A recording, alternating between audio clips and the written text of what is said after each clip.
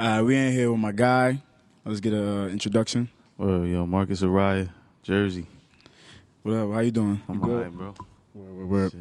All right, so, I got you in here for the first episode of my new series, Versus. Word. It's basically just going back and forth, getting to know you, Yeah. ideologies, and, Yeah. building on that. So let's start with you. Marcus Ariah, that's your government? That's what you chose. That's it. It's my first and middle name. Word. You from Newark, right? Yeah. All right, so tell me a little about that. Like how you came up in Newark, like what part and all that. So I had moved around a lot and shit like that. Like I lived all over Essex County, so I kind of represent on like the county type shit. You feel me? Because I grew up in Newark. I lived in EO, lived in Orange. I done lived in Bloomfield, so I done seen all sides of everything type shit. You feel me? So, but yeah, like I came up on Halstead. In the West Ward and shit like that. My grandmother, my grandfather house and shit like that. The whole family was really living up in there and shit like that. And then I was living in south side of EO, on Lenox. I used to stay on Littleton. On Bloomfield, I was on the border of fucking Newark and Bloomfield on 16th. EO, I used to live in Dodgetown. In Orange, I lived in the Valley. All over Essex County on some shit, like, you know what I mean? Like, Newark, in the North Ward, you know what I'm saying? Over there on Broadway and shit like that, Orton and shit. All over, bro, all over. But I represent, like, North Newark on some shit. That's what the hood at, you know what I mean? That's a fact. How you think that, like, influenced your style in terms of, like, your music? Moving around, because some of the areas that you lived in were like kind of more towards the suburban area, and then North Newark, obviously, you know what I mean. Yeah, it's a little more hood. Well, I mean, shit, bro. Honestly, bro, just being around all different type of shit, like the shit it just opened my eyes because the streets and shit like that, all the hood shit, being growing up in bad neighborhoods as a kid and shit like that, and then seeing other sides of, just going to high school where you got motherfuckers that's front of hood and we all stay together. Yeah. And then you got other people that, really got it. Niggas is pulling up, 15, 16 years old and nice whips and shit like that. And you just looking at all that shit like, damn, son, like, I ain't got shit type shit. You know what I'm saying? Like, so you just struggling or whatever. And then, so you seeing all that type of shit or whatever. And then you dealing with racism, and then in the hood you dealing with niggas on the block and all these gangs and cops and a whole bunch of different type of shit, homies. The regular shit that you go through, niggas dying, jail, all that type of shit, all over. Word, nah, I feel you, cause I'm from New York myself. Yeah, I grew up on 18th Ave. Okay, Hooterville, like Sanford Ave, right over there. Yeah, Vermont Ave and shit. Next to Izzy. Yeah. Shit crazy. Like whenever I tell people to come by like where I'm at, niggas be like, yo, you live in a hood, bro. Yeah. But like I always like growing up and shit, like my mom sent me in private school, charter schools and all that. Okay. So I wasn't really like out there, but like that's still my neighborhood. You know what I mean? Like people would be like, yo, what the fuck? Like how the fuck you come up here? You come up over here. But then like when I was in high school, I moved with my pops. My pops live in West Orange. Okay. So then that's when I kind of got like, I was still getting a taste of the suburbs when I would go like chill with him on the weekends and shit. Yeah. But when I started going to high school, I'm like, yo, this shit is a different world. Like shit sweet. Like like, and then you got niggas in there like who, tough guy. Yeah, like, niggas wanna be so hard. You go home to a whole home, big like some niggas, houses and shit like that. Some niggas got 1-bedroom, 2-bedroom apartments, Facts. Like that they grew up in with their moms and their brothers and sisters and all that. And you got a whole crib talking about some I'm Crip, blood, exactly, bro. With a flag, man, this shit niggas be faking. Yeah. I mean, I understand like different sides on some shit. Like I see, like it's some niggas that is like that I've seen, and they actually. They do get right. You feel what I'm saying? And there's struggles everywhere on some shit, too, that, what I was saying. Because I remember going seeing that same type of shit and be like, yo, these niggas ain't going through nothing. These niggas ain't never been through nothing on some shit. But then you sometimes see motherfuckers' stories and shit like that and be like, oh, all right, maybe you did, deal with a few things and all that type of shit. But just a different type of struggle. Yeah. So at what point in this journey did you start fucking with music? I was fucking with music at I started fucking with rapping 17. Music was, I was fucking with music my whole life on some shit growing up, listening to fucking Nas and Pac, Mobb Deep and all this type of shit growing up on different type of, West Coast niggas like Ice Cube and shit like that. But, I'm still my ears grew up on some East Coast shit, you know what I'm saying? That's a fact. I listen to, all types of shit, R&B, soul, reggae.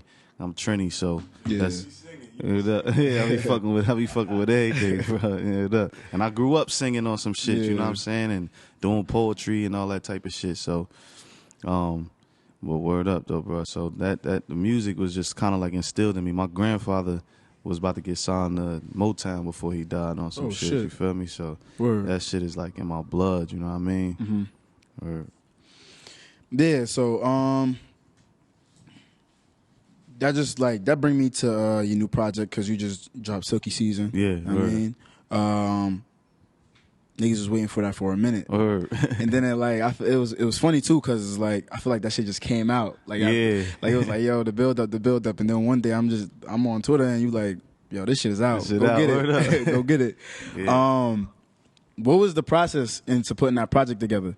Because this is not your first project, right? Nah. My first project was 2013, when I made Growth, and then I had another joint in 2015 called Changes, and then after that was 2018, right, called Making a Man, and then now was and then now is Silky Season and shit. And the reason why I just put it out, dropped it out of nowhere, is because I learned that with marketing now, the way these ears are now, I feel is niggas that see something on a gram or see something on social media. Say you play them a snippet, they think they heard it already. You feel me? So they feel then that means that your retention value is gonna get lower. You feel me? So no, that's a fact. Niggas gonna think they hear it already. Once you drop it, they gonna be like, oh, all right, I already heard that shit. You know what I'm saying? Let's go into the next project type shit. Yeah. So I'm just man, fuck it. I'm gonna drop this shit now, and so that niggas can listen to it as soon as it drop type shit, you know what I'm saying? And then that process though was a little minute because it took about a year, but motherfuckers kept saying yo man, drop this shit. It's detox and all this shit. But you know what I mean? Once it finally came out, you know what I'm saying, it was worth it because I was working on that shit for a little minute. You know what I mean? So. Word. And that's an interesting point that you bring up because when I was listening to the project, I'm there's a couple joints on there. I'm yo, he could have led this. He could have led the project with this. He could have released this, built some hype up. Yeah. But I get what you're saying because listeners' ears, they don't tend to stay for a long time. Yeah. In addition to that, social media, you got algorithms throwing the shit off. So you might drop something and then niggas don't even see it for a couple days. Yeah, exactly, bro. Yeah, and it's all fucked up. But you dropped the project through Goodfellas, right? I dropped it. Yeah. I mean, I put it under the Goodfellas. Yeah, Goodfellas company and shit like that. Yeah, Word. just so because basically what I plan on doing is basically just signing to myself. So if that's our business, I'm assigned to that. You know what I'm saying? And then probably eventually create an umbrella label where Goodfellas assigned to that on some shit. You know what I'm saying? So that niggas could be able to go to these labels and shit and match them with whatever bread niggas got. You know what I'm saying? Instead of them niggas just taking over everything and shit. Yeah. And then doing whatever the fuck they want with us. You know what I mean? Yeah. So. Talk about that a little bit more though. Cause y'all got your hand in a lot of things right now. I see y'all doing events, music, podcasting, and that's a real solid movement. And then when y'all bring all that content to the table, y'all got leverage. Yeah. Word up. Yeah. So like you said, niggas just start doing the podcast. We on the 38th episode. I'm actually about to go to that shit right after this. And on the 38th episode. It's doing pretty good, but I was talking to you earlier, it's hard to get motherfuckers outside of Jersey, outside of the county to really listen to that shit, you know what I'm saying? So we just gotta put bread behind the marketing and all that shit. But as what we doing right now, we just trying to build some type of rapport with the people within the state and shit like that. Because now we getting tight with niggas in Central Jersey, and eventually we gonna try to get tight with niggas in South Jersey and shit like that, and kind of like try to build bridge the gap between Jersey so that everybody could fuck around and know each other and shit like that. And it's not always the best thing, but in this industry, I feel like niggas gotta be a little mixy in a positive way, you know what I'm saying? But niggas gotta be able to, you know, talk and network with motherfuckers just so shit could grow, so the podcast could grow, so the music can grow, and you know what I mean, just showing love, being a part of the people. Like niggas are telling me like, yo, you just dropped the fire project and you out here on a like when we threw that spooky season party, you out here with the people type shit. Like, you know what I mean? I'm not one of the niggas that's just like trying to be fucking too cool for niggas and shit, not fuck with niggas and shit because of this fake ass social status that you know what I mean, motherfuckers wanna be so bad. Because when niggas go outside of Jersey, don't nobody know you. You know what I mean? So shit don't really matter. At the end of the day, you just gotta keep working this shit and fuck with niggas, show genuine love. You know what I mean? Word. That's the era we live in, like where people think that, like, I mean, it's just crazy because we live in an era where like people think that it's like it's easier to stay inside, and I mean, and create your content, and you don't gotta leave the house, you don't gotta do shit. But at the same time, I think that this is the best time for you to be outside, like, exactly, because you could put your shit out without leaving the house.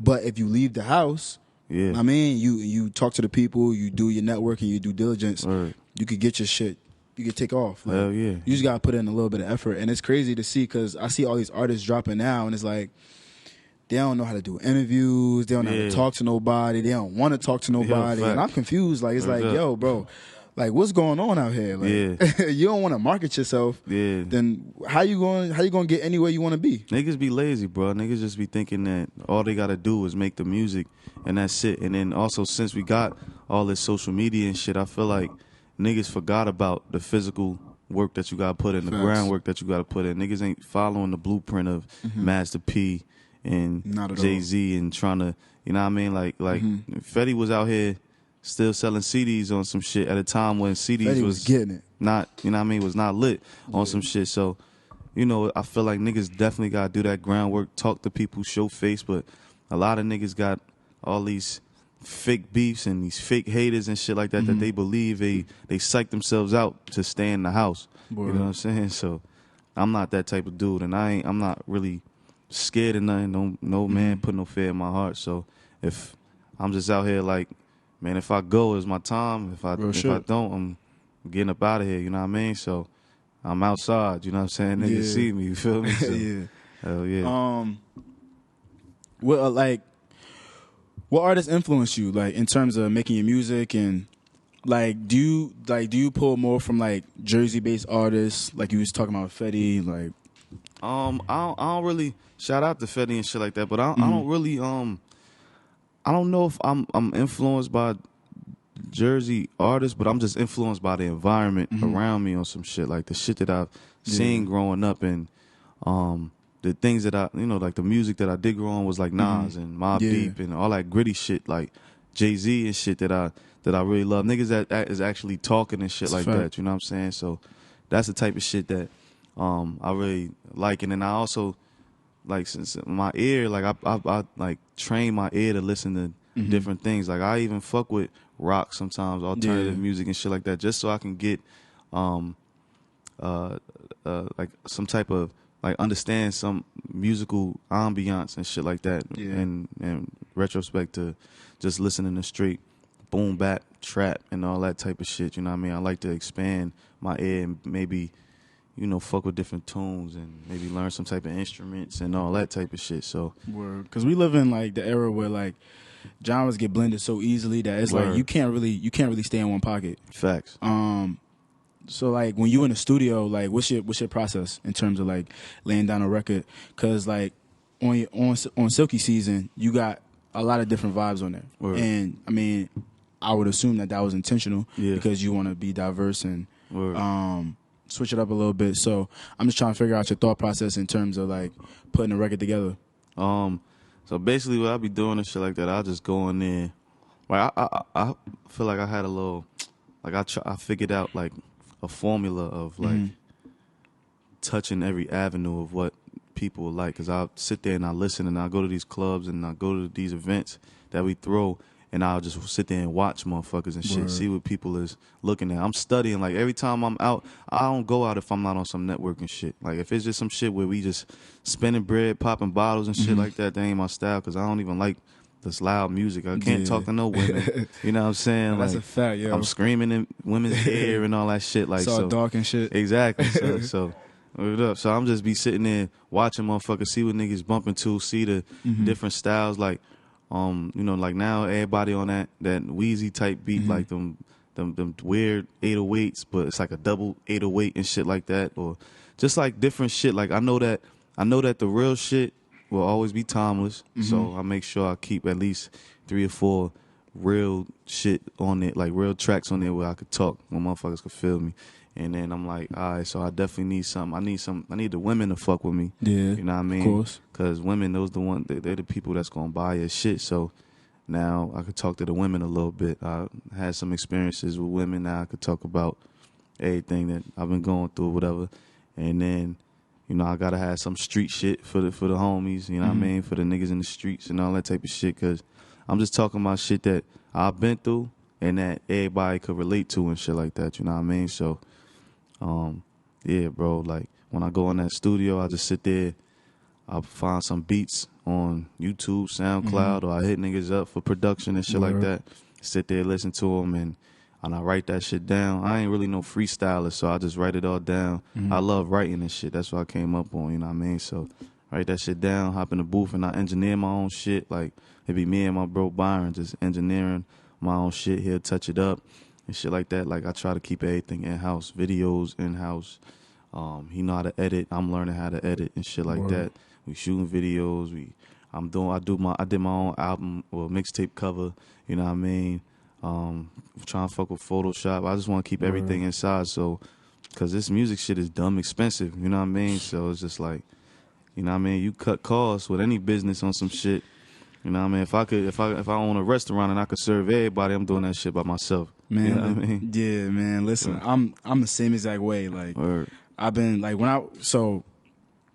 I was coming up, like I initially got into graphic design, and then that led to me getting into videography, photography, and then now I'm studying like fine art, like museum shit. Yeah. But like in the midst of all of that, like I was like, all right. So when I first got into graphic design, I'm like, all right. So I gotta get Photoshop. Then when I was like got into photography, I'm like, all right, I gotta get a camera. Yeah. Because it's like, yo, like, and then when you start to put like an entrepreneurial mindset behind your hobbies, you realize how much you're gonna run it up. Exactly. And I'm like, yo, over the years, I could have blew mad bread, like mad bread on just projects and just learning a new craft and you know, building a brand.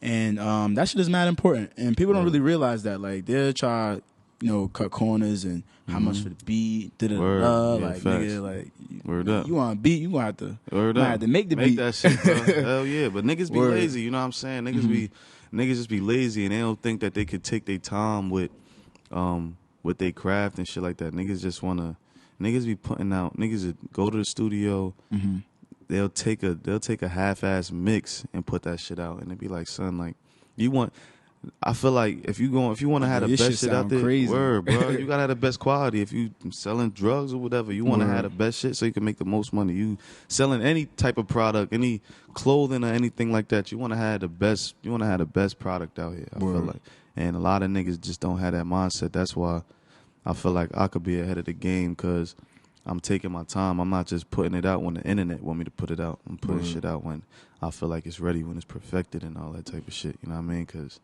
that marketing shit is important. That quality is important. Sometimes you can get it off, but if you go into these labels, and I'm not even pushing to go into the labels. I love the independent grind, but if you go into the labels for that bag or whatever, you can't just go in there with some bullshit because these niggas gonna be like, oh, this nigga's an easy target. That's a money sign. Yeah. We gonna give him the videography shit. We gonna give him this bag, but he gonna have to pay for all that shit. They gonna throw the interns at you too. Exactly, bro. You know what I'm saying? And then it's just gonna be like they just gonna be fucking you. You know what I mean? So, and they just gonna be getting that bread off you. They gonna be pimping you, and I'm not trying to get pimped. You know what I'm saying? That's real shit. So. That actually reminds me, cause like you made mad noise with your record "Be Safe" though, Word. And you had Cass on that. Word. How that came to be though? My man's Abstract hit him up in the email, just on some regular email type shit. Mm-hmm. Basically gassing the shit like, yo, we got the hottest artist in Jersey, want to do a song with you and all this shit. And then Cass hit niggas back, his manager. Word, man. He locked up and shit right now, but I mean, free my boy. Huh? Fucking damn, bro. I got you. When I put my bro name, I forgot his name. Yeah. Shit. He been down for a little minute, but he bagged right now and shit like that. But we had hit him up, and then basically we just met him up at Platinum Sounds. Word. You feel me? We met him at Platinum Sounds and shit, and he recorded that shit. You know what I mean? And that shit was fire. We was just in there vibing and all that shit. Was hard. Word up, bro. I was like, damn, niggas got Cass. Word, bro. Some moves. Yeah, we was excited as hell because that was our first, like, you know, nigga at that level type shit. You know what I'm saying? Yeah, so nah, I feel you. That shit was clean. But you got, it's money though. You know what I mean? money talks. You know what I'm saying? Word. All right, so the project is out. What's the next step? You about to push a single? You got a video coming? I mean, I'm working on videos and shit like that. But right now, I got this little marketing scheme that I got going on. Like I shot like in studio performance videos for each song. Like so, I got 15 videos coming out. Basically, I just dropped one on the gram today, and like so basically, the first one, Stars on the Roof. Then tomorrow I'm gonna drop the feminine video. Then the next day I'm gonna drop the Fine Peace shit. So I'm gonna drop one 15 days, you know what I'm saying, every day. And I'm gonna tell niggas like, yo, this is track 1, track 2, track 3, just so motherfuckers can go straight to that shit, go bump that shit, you know what I mean, and they can run them streams up and shit like that, you know what I mean? Cause I got a problem with continuously putting the same shit in people's faces, cause motherfuckers gonna get tired of that shit. So I'm just trying to the era we in. Word up. Just do things in different ways and shit like that. Then I'm gonna start working on like merch and all that type of shit. So shit hard, bro. It's a lot of work, but you know, it's all worth it in the end.